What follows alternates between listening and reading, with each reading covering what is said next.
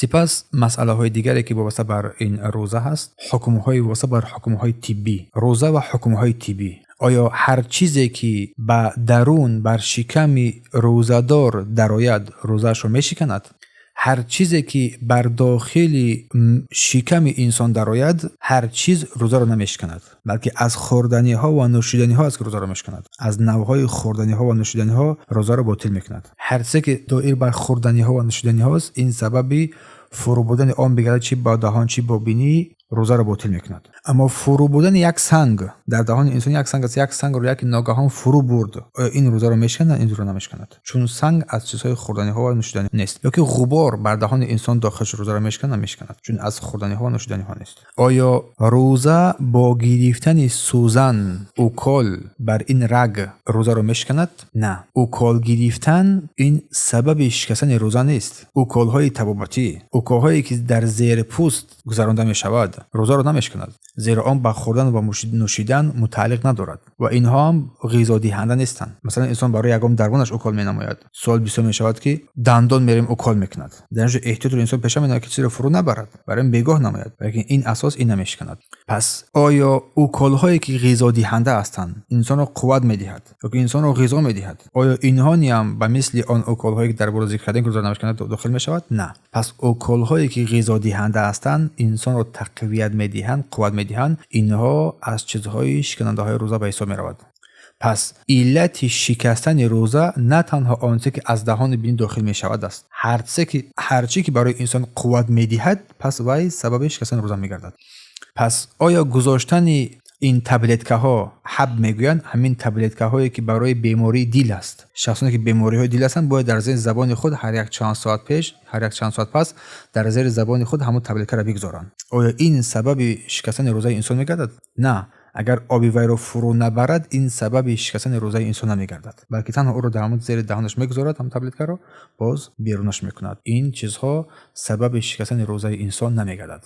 آیا استفاده قطره های چشم در روزهای رمضان، قطره های چشم یا گوش روزه را میشکند؟ استفاده قطره های چشم روزه را ویران نمیکند، روزه را نمیشکند، یا قطره های گوش. اما استفاده قطره ها در حلقوم و بینی که فرو بر شکم انسان، بر جوف انسان، بر معده انسان میرود، این روزه را میشکند. آیا بخارهایی که انسان به بعضی از بیماری هایی که اسمه هست، نمیدونم استما هست، هم خیلی نام دارد، در دهان خیلی بخار میکنند، آیا آن روزه را میشکند یا نه؟ همون چی نام دارد نامش؟ اون درست که مسئله رو فهمیدید که در دهان خودم خیلی بخار قطعا خیلی میکند، یا که اکسیژن است هم خیلی تا که نفسش نگیرد. گفته آیا این روزه را میشکند؟ روزه را نمیشکند. نه، این روزه را نمیشکند. این هم جایز است استفاده بودن اینها برای این بیماری ها، جایز است استفاده بودن آن و این بر روزه انسان ضرر آور نیست. آیا حکم نفس کشیدن بوق، آن بوق‌هایی که در بیمارخانه ها است میگذارند تا که نفس انسان خوب شود، نفس انسان آرامش یابد، آیا اینها روزه را فاسد میکنند یا نمیکنند؟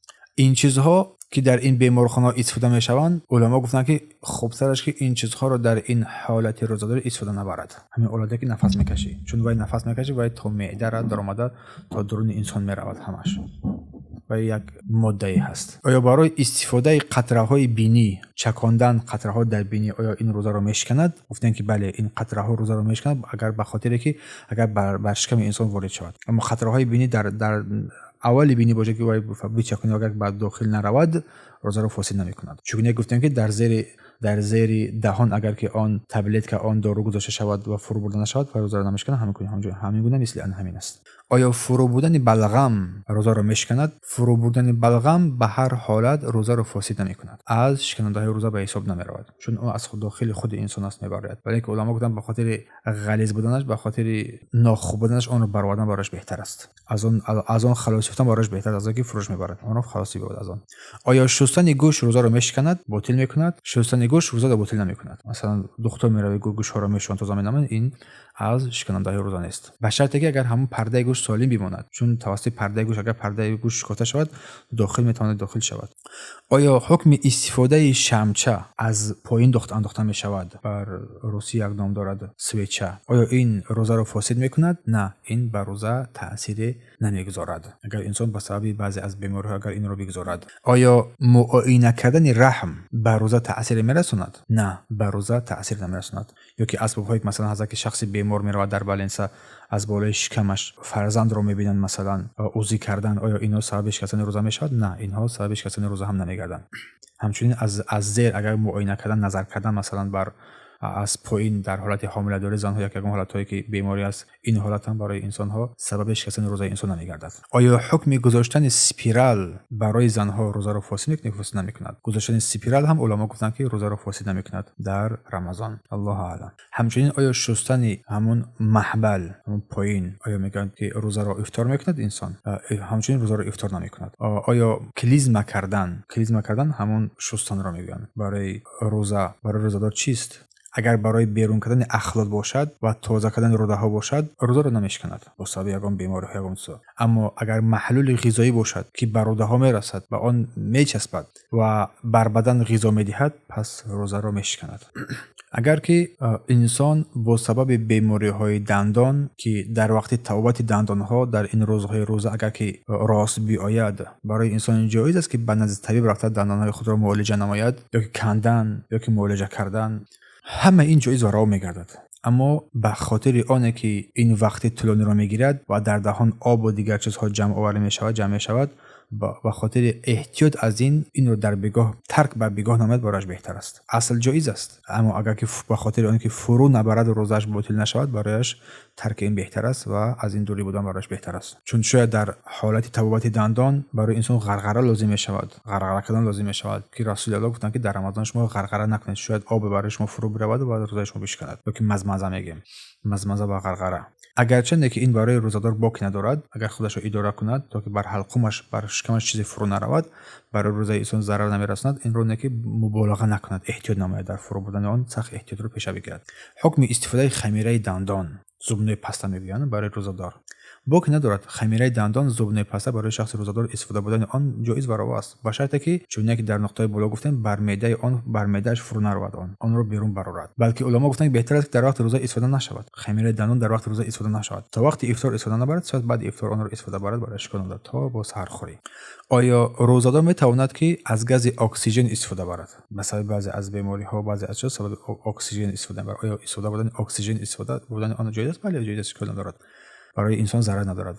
اما حکم گاز بیهوش کنی مانند اکسیژن بر روزه تاثیر میرساند یا نمیرساند؟ بله. پس این غذای این گازهای بیهوش کنی که هنگام استفاده بودنشان خصوصا در طب این رو بیشتر استفاده میبرند، روزه رو باطل نمیکند.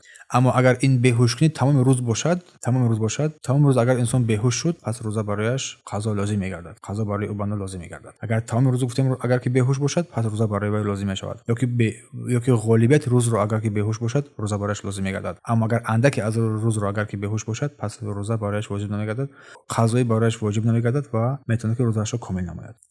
پس حکم روغنی ها یا که کلی ها که در دست ها یگان جاهای جراحت یا که یگان چیزای دیگر بسته میشه که روغن کردن میشود در بدن، در هر جایی که باشد، آیا این برای روزه ضرر میرسد؟ نه، این برای روزه ضرر نمیرسد. اگر در پوست باشد، در بدن باشد، برای روزه ضرر نمیرسد، تاثیر ندارد. آیا انسان میتونه از چیزهایی که لب رو ملایم میکند استفاده برای در رمضان؟ مانند وازلین و برای زنها مثلا رنگ بر چیزهاشون چون با بهتر میدونن، اشکال ندارد. استفاده بودن اینها هم جایز است، استفاده بودن این چیزا هم جایز است، اما احتیاط نماید که آن را فرو نبرد. و سوال نوبتی میشود که آیا وارد کردن، داخل کردن بعضی از چیزها برگ داخل میکند یا که از طریق بینی داخل مینماید طبیبانده، به خاطر داخل رو نظر کردن، داخل بدن رو نظر کردن، داخل رگ رو نظر کردن، یگان مغز رو نظر کردن، آیا این سبب فاسدی روزه میگردد؟ این بر روزه انسان تاثیر نمیبخشد. گفتم به شرطی که هنگام داخل کردن آن اگر از راه دهان باشد، با روغنی ها استفاده روغنی ها نباشد، چون غالبا اون روغن میکنند پس میفرستند تا که خوب داخل شود. اگر اینطور نباشد، روزه انسان تاثیر نمیرساند. آیا گرفتن نمونه خون برای تحلیل روزه را میشکند؟ تحلیل خون میرویم، خون میتیک تو که خون تحلیل نمیگم بیماری ها، خون کم گرفته شد روزه را نمیشکند. تحلیل خون بر روزه تاثیر ندارد، بر روزه انسان زیانی نمیرساند. اما اگر زیاد باشن گفتن روزه را میشکند، مانند حجامه گرفتن. مانند سوال گذشته آیا خون دادن روزه را میشکند؟ بر کسی تو خون میدهی، خون دادن اگر خون اندکی باشد، اگر از بدن انسان گرفته شد، روزه را نمیشکند. اما خون بسیار باشد، روزه را میشکند، چون که گفتیم مانند حجامه، که حجامه هم از شکننده روزه است. اما برعکس این گذراندن خون بر بدن انسان، گذراندن خون آیا روزه را میشکند؟ بله، گذراندن خون بر کسی خون گذراندن روزه را میشکند، چون خون غالبا بر انسان تقویت قوت میدهد. آیا از بینی انسان یا که از دهان انسان خون رفت، خون برآمد، ناخواست اگر بر جوف انسان با شکم انسان داخل شد روزه را میشکند؟ نه، روزه را نمیشکند. اگر انسان قصداً را اگر فرو نبرد روزش نمیشکند، چون گاهی میشه دهان بینی انسان خون میرود فرو میبرد آن را، یا که بینی انسان خون میرود یا که آن را فرو میبرد. این هنگام سبب فاسد شدن روزه انسان نمیگردد اگر قصد آن را نداشته باشد. آیا شستن گرده روزه را میشکند؟ شستن گرده روزه را میشکند؟ بله، شستن گرده روزه را میشکند، چون غالبا در شستن روده آب استفاده برده میشود، مقدار از آب استفاده برده میشود، پس در داخل انسان در معده انسان وارد داخل میشود میرود. از حکم حجامه را گفتیم که بله، در حجامه نظر علما اختلاف است، پس بهتر است که در ماه رمضان حجامه گرفتن را در روز ترک نماید، شب بگیرد براش بهتر است ان شاء الله. خیر، همین است مسئله هایی که روزایی که امروز بیان کردیم. در همینجا توقف می نمایم. سبحانك اللهم و بحمدک اشهد ان لا اله الا انت استغفرک و اتوب الیک.